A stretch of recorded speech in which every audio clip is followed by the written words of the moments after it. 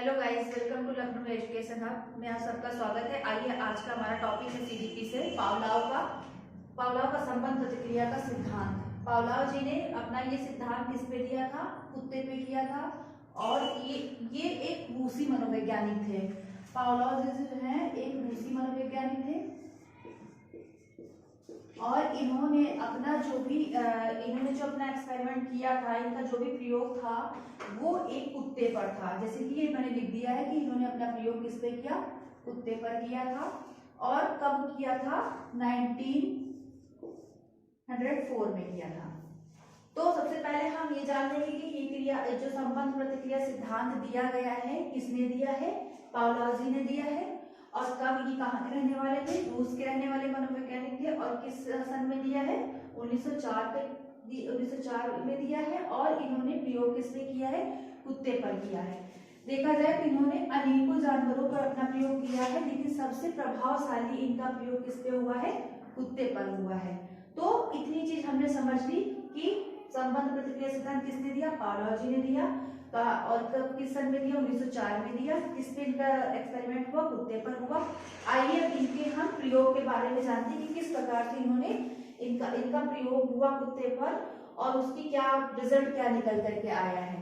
तो सबसे पहले क्या हुआ कि इसको हमने पॉइंट्स में डिवाइड कर दिया समझने के तौर पर कि इनकी थ्योरी, जो भी इन्होंने थ्योरी दी थी अपने प्रयोग को करके, तो उसको हमने पार्ट्स में डिवाइड कर दिया ताकि समझने में आसानी हो जाए।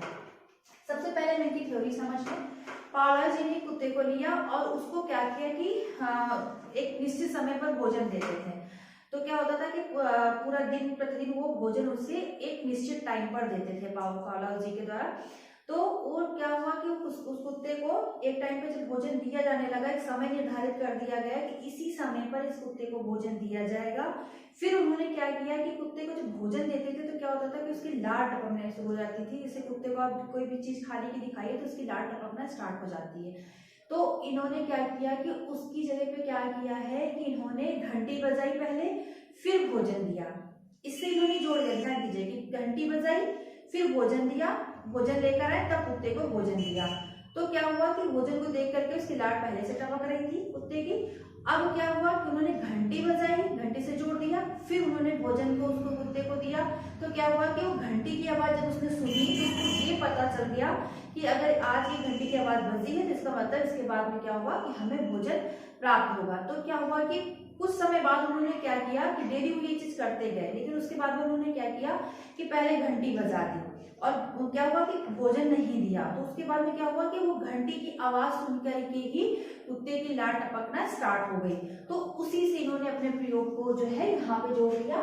तो इसमें क्या है कि इसको हम समझते हैं अब कि पहले उन्होंने क्या किया, स्वाभाविक उद्दीपक में, जैसे कि ये क्वेश्चन निकल के आ जाता है कि पावलोव जी ने जो अपनी थ्योरी दी है, कंडीशनल थ्योरी जो दी है, उसमें जो है स्वाभाविक उद्दीपक क्या था। स्वाभाविक उद्दीपक को उन्होंने किसको मान लिया? भोजन को मान लिया। यानी कि भोजन को उन्होंने क्या किया कि पहले भोजन दिए, जो कि स्वाभाविक उद्दीपक था।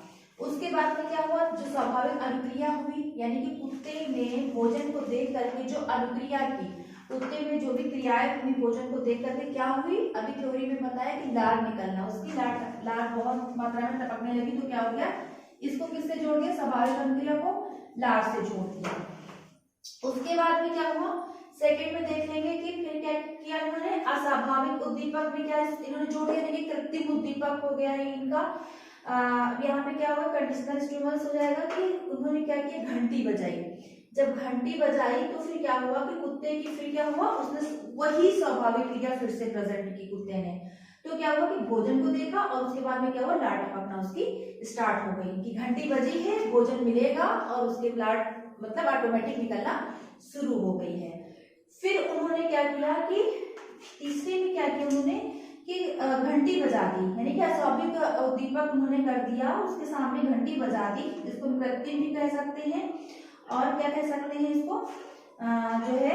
फिर क्या किया कि यहाँ से अस्वाभाविक क्रिया की, घंटी बजाई, फिर बाद में क्या किया कि घंटी जैसे बजी कुत्ते के अंदर क्या अनुक्रिया होने लगी कि लार टपकना उसकी स्टार्ट हो गई। तो इतनी बात आप लोग के समझ में आ गई होगी कि पहले उन्होंने क्या किया, स्वाभाविक उद्दीपक दिखाया, कुत्ते को भोजन दिखाया, फिर क्या हुआ, भोजन को देख के उसकी लार निकलना शुरू हो गई, लार निकलना शुरू हो गई। इतना कार्य कर लिया पहले, इतना उन्होंने प्रयोग करके देख लिया कि भोजन दिखाया कि स्वाभाविक क्रिया लाट निकलना शुरू हो गई।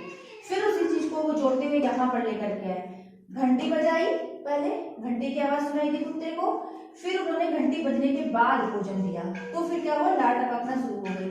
फिर इसी चीज को उन्होंने क्या किया, यहाँ पे जोड़ दिया कि घंटी की आवाज सुन करके भी उसकी लाट टपक रही है। कुत्ते को इतना अंडरस्टूड हो गया कि घंटी की आवाज आई है तो इसका मतलब हमें भोजन प्राप्त होगा।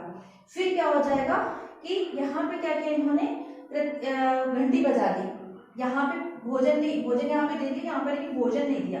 क्या किया कि घंटी बजा दी जिसकी आवाज कुत्ते ने सुनी और उसकी लाट टपकना शुरू हो गई। इसी को क्या किया उन्होंने, कंडीशनल थ्योरी से जोड़ दिया। अब इसमें जैसे है कि ये चीजें हैं कि इसकी जो फुल फॉर्म है हम शॉर्ट में लिख लेते हैं कि जैसे हो गया अनकंडीशनल स्टिमुलस हो गया, और सीएस का मतलब हो जाता है कंडीशनल स्टिमुलस, और यूसीआर का हो जाता है अनकंडीशनल रिस्पॉन्स, और सीआर का कंडीशनल रिस्पॉन्स। ये इसलिए है क्योंकि इसको शॉर्ट फॉर्म में भी लिख करके कभी कभी एग्जाम में आ जाता है, तो हमें उसकी फुल फॉर्म नहीं पता होती है, तो हमें समझ में नहीं आता है कि क्या चीज क्या पूछ रहा है। तो इतनी चीज उम्मीद करते हैं आप लोग को समझ में आई होगी। आप लोग को नोट करना नोट कर लीजिए, स्क्रीनशॉट लेना है तो स्क्रीनशॉट ले लीजिए। इसके बाद में हम आगे देखते हैं कि ये इस प्रयोग के माध्यम से पावलोव जी ने जो है क्लास में बच्चों को किस तरह से मैनेज करना चाहिए, उसका हमारे स्वाभाविक जीवन पे क्या प्रभाव पड़ेगा, इस प्रयोग के माध्यम से उसको जानते हैं।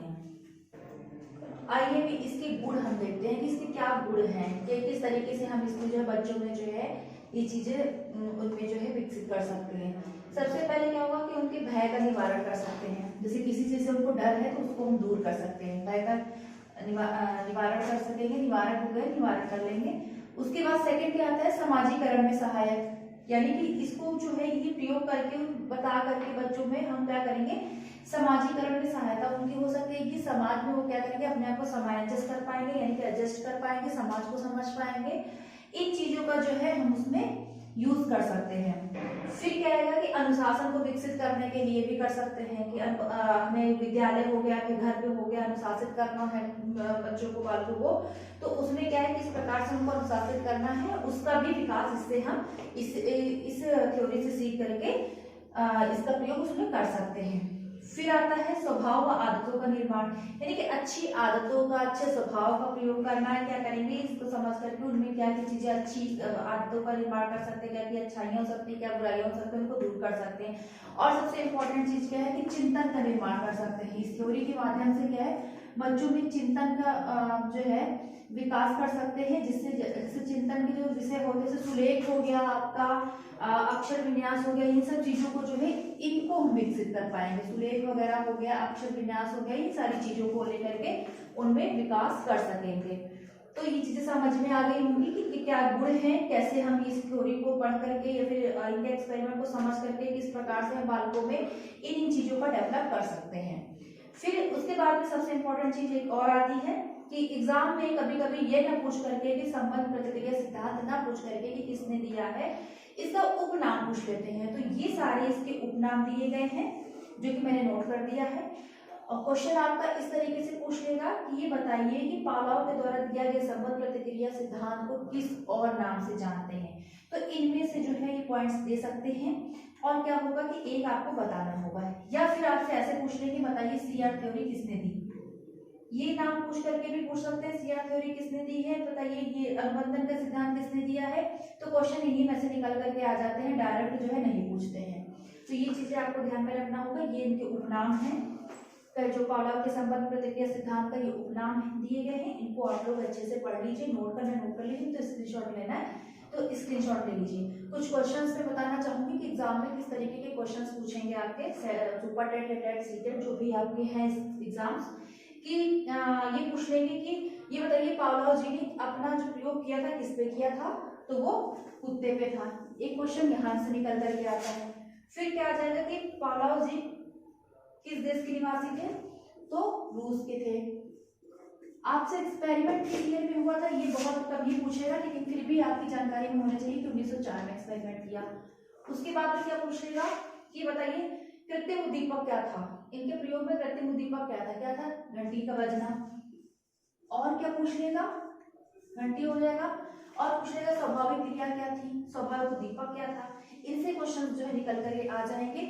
और बाकी यहाँ से क्वेश्चंस पूछे जाएंगे। तो उम्मीद करते हैं कि इनकी थ्योरी जो पावला जी ने दी है, जो मैंने पढ़ाई, आप लोग को समझ में आई होगी।